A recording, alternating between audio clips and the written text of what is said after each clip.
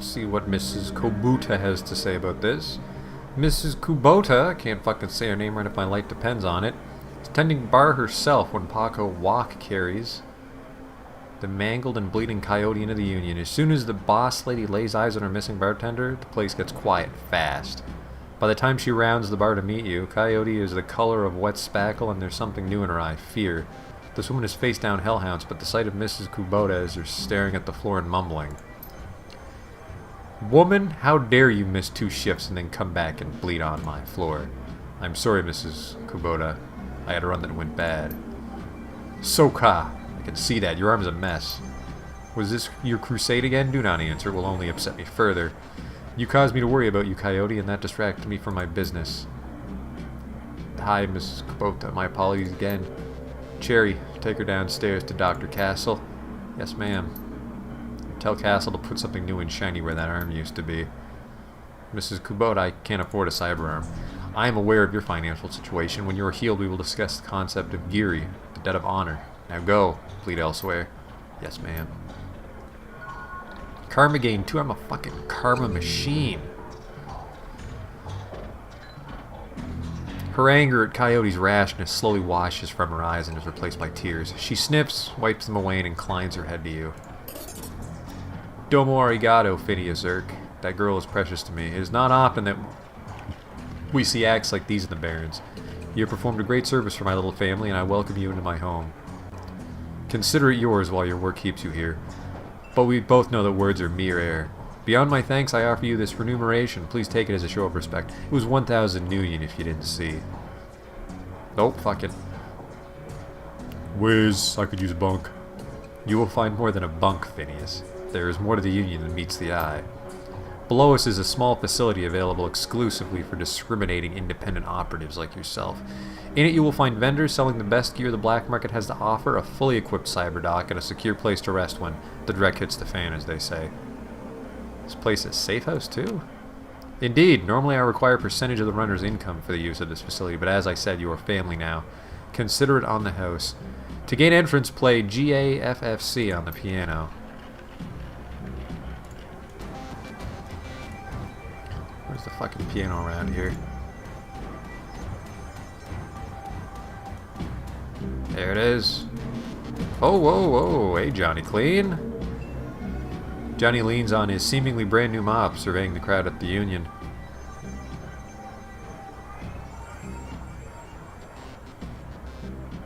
Where's the safe house?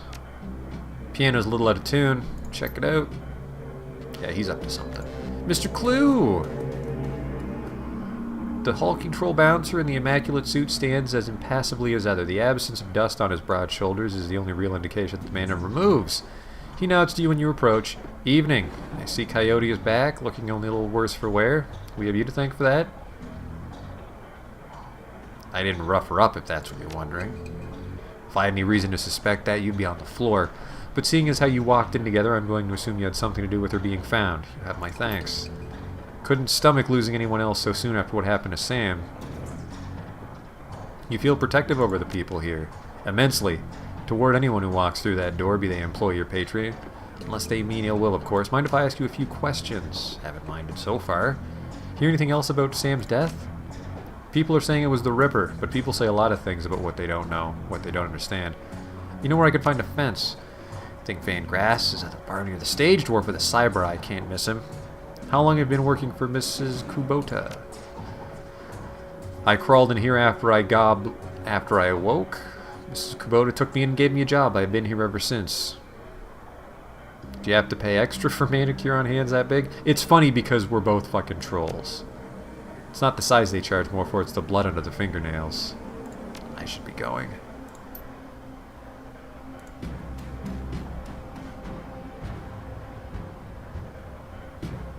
The piano looks like it's been here since the Union was built, but it doesn't look like anyone has played it in earnest for almost as long. Now, go to the safe house, but I think I want to sell those gems since Coyote fucked up the run. There now, they're my gems. Mr. Van Grass! Van Grass is busy talking on his comlink, checking his heads-up display and motioning to a runner standing nearby. All at the same time, he's an intense little man. You get the sense that he likes to look busy. I'm Van Grass, make it quick, this is good, talk to me. Mrs. Kubota says you're a fixer. Still hasn't looked at you. He's going a mile a minute. Nothing for you tonight. Sorry, I'm doing a little thing right now. Important thing. Talk to you later. Bye. Oh, hey, guy, one more thing. He covers his comm look for a moment, tilts his head your way, but you can see he's still staring at his HUD. I'm a fence, too. If you got anything you need to unload, come see me. I need to finish this call, perhaps another time. Alright, so I can't sell those gems without fucking Coyote's permission. Let's play the code. GAFFC. As you slowly peck the notes onto the keyboard, they spark a faint memory of wonder. Immediately forgotten as the entire piano slides to the left, revealing a hidden staircase. You descend the stairs into the Union safe house.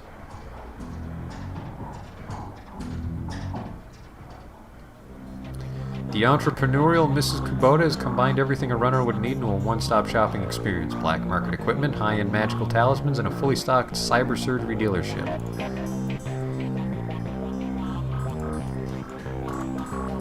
Welcome. No bunks available. That's fucking... But she said there would be. This is just my stash. Let's take another... let's take a grenade. Let's put the medkit back. Confirm.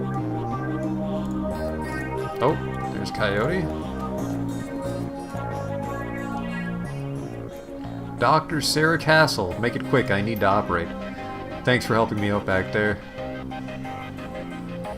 Tell me about the night Sam Watts died. Let's not fucking kid ourselves why I helped her. Sam's dead? Jeez, guy, do you really think this is the time? I fucking think it is the time. How did he die? This is going to have to wait. This woman needs surgery now. Okay, folks, I'm going to have to ask you to sit in the waiting area. Watch some Tri-Bit or something. This young lady and I have work to do.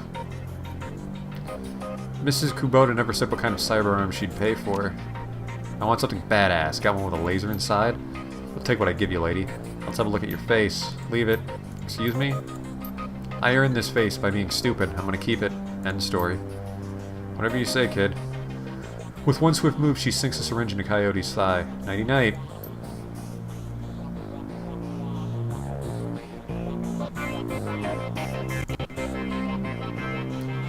Coyote looks both better and worse than when you last saw her. All the gaping holes are plugged and she's sporting a shiny new cyber arm, but now that the adrenaline's worn off, it's clear she needs some rest. Good morning. Thanks to the miracle of modern science, combined with Doc's Castle's magical healing powers, I'm almost as good as new. Better, really? Nice arm. Look, about Sam. Yes? Can't say I'm surprised he's dead. Sam was on a downward spiral for a long time. What can I tell you? Tell me about Sam. I hear you liked him. I did. He made me laugh. No one else seemed to like Sam's joke, but I did. No accounting for taste. Sam made some bad jokes. Now when he was sober, he was chill and funny.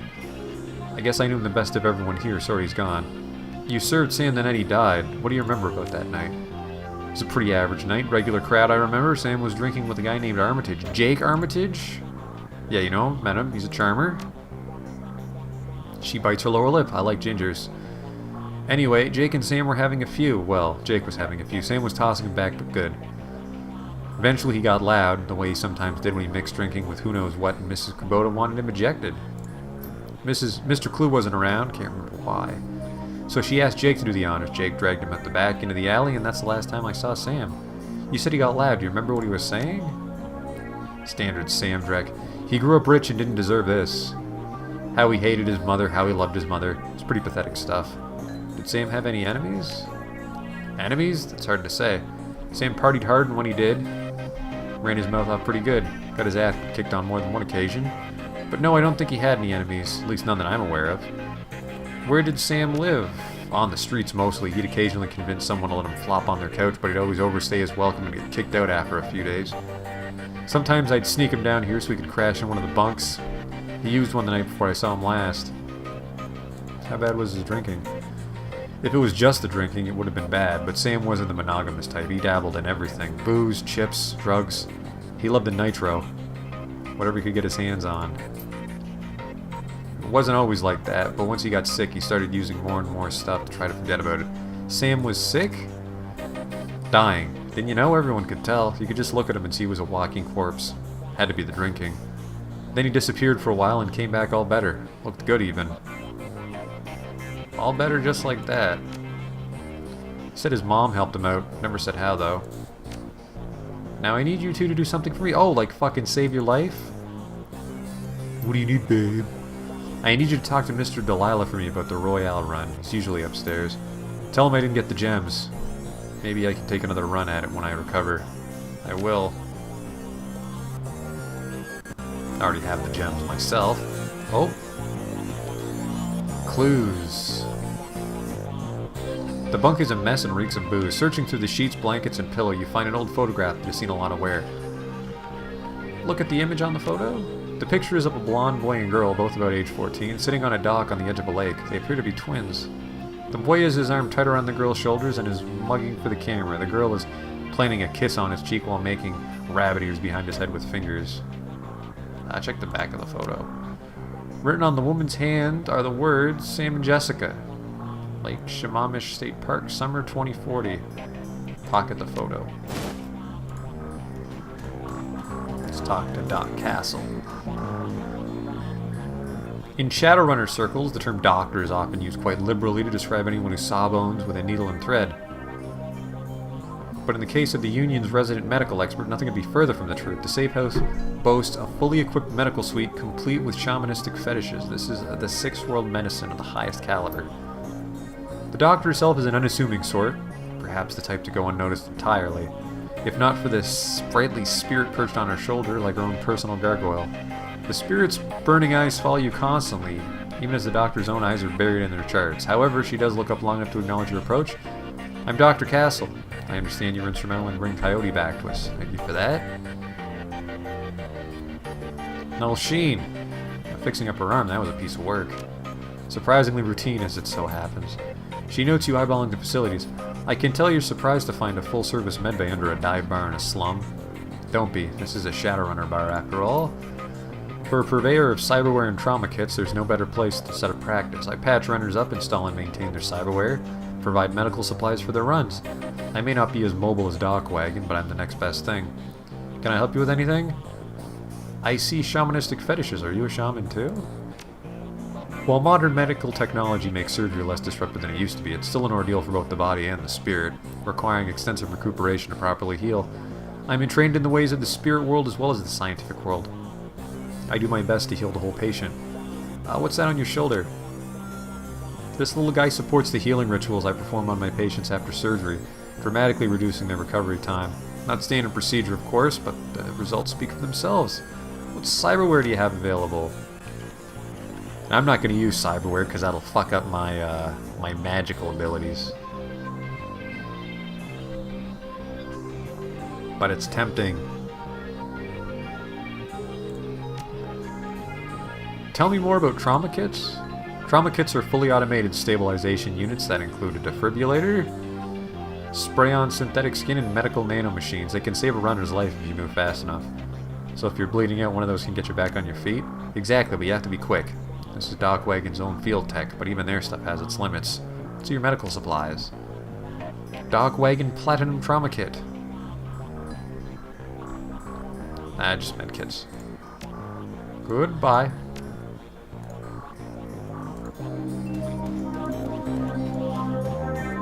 Hey, who's this?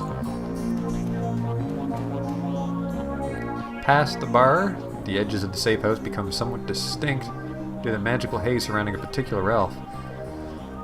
The man seems only half in this realm, his mind wandering the far horizons of astral space while his body peddles his otherworldly wares. Good evening, young troll, and welcome to this humble home that we call the Union. I am Algernon Halfdream. To ease your way through the sixth world, I offer you the best in magical foci, spells, and fetishes for the conjuring of spirits. Let me see what you have. Conjuring.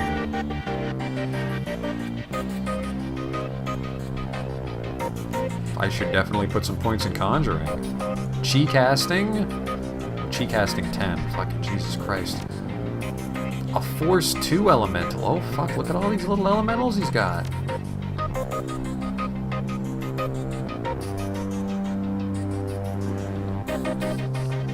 Acid Storm. A stream of acid that also causes spellcasting 2. Let's check the karma. 14? Am I reading that right? Fucking I am. Holy shit.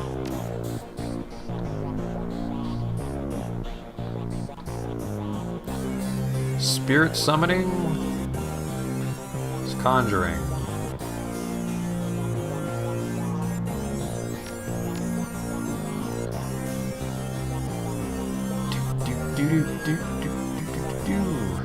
Chi casting is for adepts. Let's not get too carried away with that shit. You can get the final charisma level. New etiquette maximum for trolls. Increases the chance for shaman to maintain control of summoned spirit. Deal. Can't get it up to 4. Alright. Now we'll see what you have to offer me, Algernon. Let's take a look. Cast most of this now.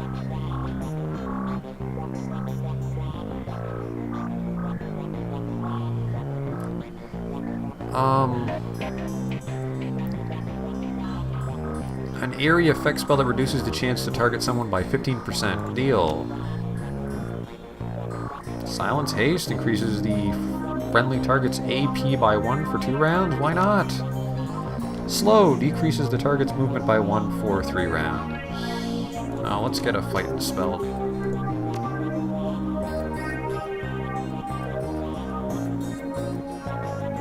A magical explosion that ignores normal armor. AP 2. Oof.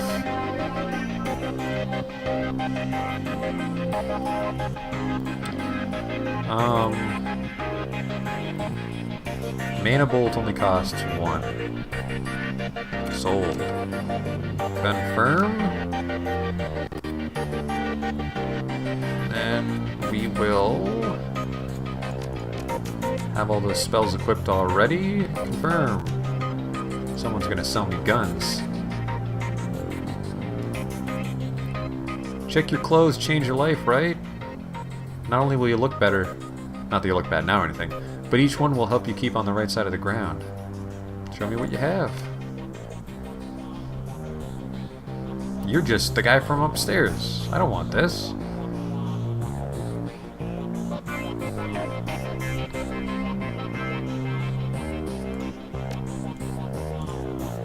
What do you got? You look like a gun merchant. Theodore Buster Gruberman is a well-groomed orc, dressed with precision that suggests the straight lines of a military officer's uniform. His hair is cropped short, high, and tight, as they say, and the neatness of this presents is only compromised by the uneven tusks protruding from his mouth. The only other defect in this picture of perfection is the man's cybernetic right arm, which is obvious enough to be noticeable, but not so obvious as to ruin the line of his suit. When he speaks, the orc's voice is soft and thoughtful, and he talks almost exclusively in numbers, calibers, ranges, rounds per second, arc of fire, razoring factor, tensile strength, and of course price. Bunker Buster Gruberman at your service. Friends call me Buster. Also answer as Sergeant, Sir, and even Theodore on occasion. Anytime you're in the market for firearms, ammunition, or ordnance, I'm your man.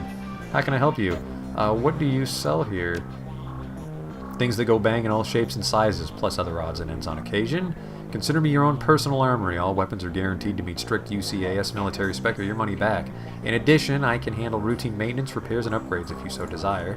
And if that wasn't enough, I also teach a safety and instructional course every weekend. This week we're covering bayonets. Mark my words, they're making a comeback. So what can I get you? Let's take a look.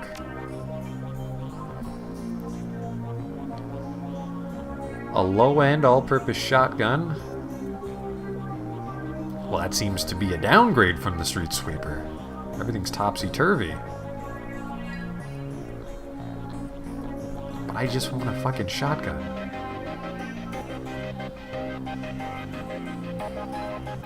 Cap 4 AoE 6. I don't know what cap means.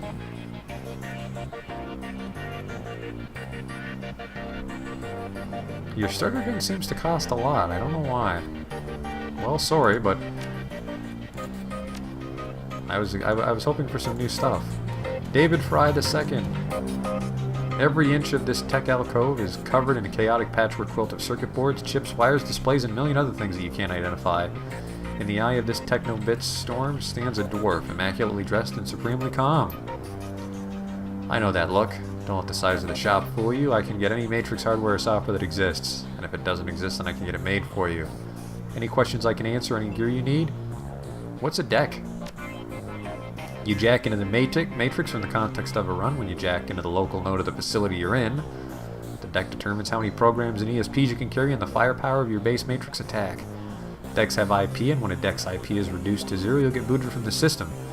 And it'll hurt. What's a program? A program in the Matrix allows you to defend your avatar against countermeasures and enemy deckers. There are a wide variety of different programs for attack and defense at different power levels. As you progress as a decker, you can use more powerful versions of these programs. What is an ESP? Johnny, you want to take this one on? Johnny Clean! Sure, when you infiltrate a facility on a run, you have a team. When you jack into the Matrix, you're all alone. That's where ESPs come in. An ESP is a highly advanced artificial life program, which when you deploy it, manifests as another team member in the Matrix. Different types of ESPs have different abilities. What's for sale? It's a bunch of shit I'm never going to use. Oh, the Matrix will probably be really neat. Hopefully I get a decker on my team later on. Johnny Clean, see you later. Oh, I'm being rude. Let me also introduce you to a resident decker and a good friend of mine, Johnny Clean. Well, in the same overalls you saw him in upstairs, down here leaning over a workbench crammed with circuit boards, cables, and chips, Johnny Clean seems a totally different person. You get the impression that Johnny was once as hot and as invisible as the most infamous deckers today. Good to see you down here. Happy to be a help if I can be. How is decking used?